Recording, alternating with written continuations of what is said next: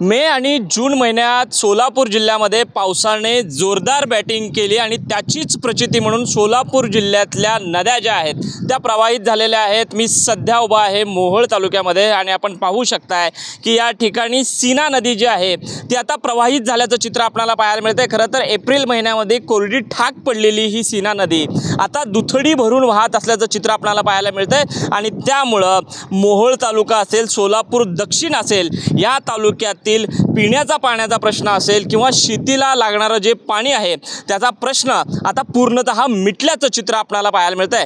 खरं तर जुलै महिन्यामध्ये ही नदी प्रत्येक वर्षी आपण जर बघितली तर प्रवाहित होते, मात्र यंदाच्या वर्षी मे आणि जून मध्ये मोठ्या प्रमाणामध्ये सोलापूर जिल्ह्यामध्ये पाऊस झाला आणि त्यामुळे आता सीना नदी जी आहे ती अत्यंत खळखळून या ठिकाणी वाहत असल्याचं चित्र आपल्याला पाहायला मिळतंय। या नदीच्या आजूबाजूला असलेल्या शेतीला सुद्धा त्याचा मोठ्या पद्धतीने फायदा झाल्याचं चित्र आपल्याला पाहायला मिळतंय। खरं तर मागच्या 1 ते 2 महिन्यापूर्वी या नदीमध्ये पाणी सोडलं पाहिजे यासाठी शेतकऱ्यांनी मोठ्या पद्धतीचं आंदोलन जे आहे ते सोलापूरमध्ये उभं केलेलं होतं, मात्र निसर्गाची किमया झाली आणि आपण बघू शकताय की जी शेतकऱ्यांची मागणी होती त्याला कुठंतरी निसर्गानेच यश प्राप्त करून दिलं अशा पद्धतीचं आपल्याला चित्र पाहायला मिळतंय। त्यामुळे सोलापूर जिल्ह्यामधील सीना नदी जी आहे ती आता प्रवाहित झालेली आहे आणि त्यामुळे शेतकऱ्यांच्या चिंता ज्या आहेत त्या पूर्णतः मिटल्याचं चित्र आपल्याला पाहायला मिळतंय।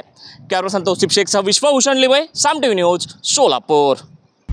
आता isakal.com आहे देशातील नंबर 1 ची मराठी न्यूज वेबसाईट। प्रत्येक अपडेटसाठी isakal.com ला नक्की भेट द्या।